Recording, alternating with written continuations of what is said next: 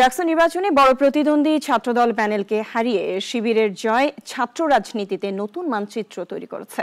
Campus রাজনীতি প্রবেশ করেছে কৌশল, মেধা আর সাংগঠনিক দৃঢ়তার যুগে। তবে বিশেষজ্ঞরা বলছেন জাতীয় রাজনীতির বৃহৎ পরিসরে শোনা যাবে না এর প্রতিধ্বনি। বড় বড় প্যানেলগুলোর পাল্টাপাল্টি অভিযোগ, রাতভর নানান ঘটনা আর ভোট কারচুপির অভিযোগের মধ্যেই হয় ডাকসু নির্বাচন। 40,000 ভোটার, তার 78% দিয়েছে ভোট।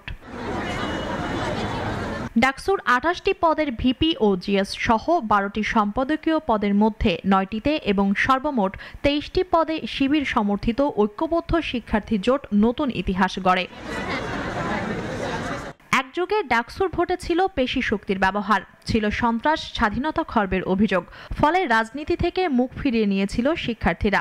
তবে গত এক দশকে পুনরুজ্জীবন ঘটেছে ছাত্র রাজনীতির, আর রাজনৈতিক পট পরিবর্তনের পর এসেছে নতুন মোড়। ইতিবাচকতা, মেধার চর্চা আর ধারাবাহিক প্রস্তুতি ডাকসুর জয় পরাজয় নির্ধারণ করেছে।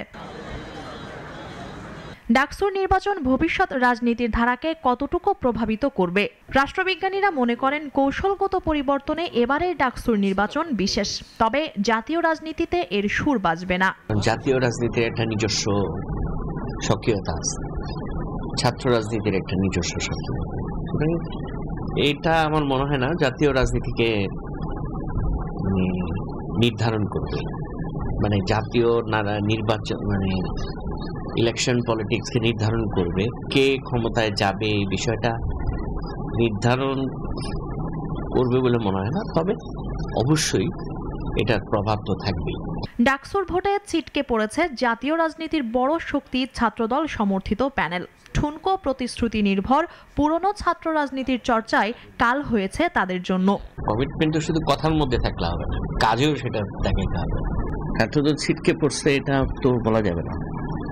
ছিটকে বলা যাবে কেন? যদি তাদের গুড ইন্টেনশন থাকে, এবং আমি বিশ্বাস করি তাদের আছে, যদি তার নাই থাকতো তাহলে তো তারা ভায়োলেন্স করতো, সেটা তো করে নাই তারা। বিশেষজ্ঞরা মনে করেন পরিবর্তিত সময়ের ধারায় সাধারণ শিক্ষার্থীদের প্রত্যাশা আর ক্যাম্পাসের বাস্তবতা মিলিয়ে গড়ে উঠবে ভবিষ্যৎ ছাত্র রাজনীতির রূপরেখা।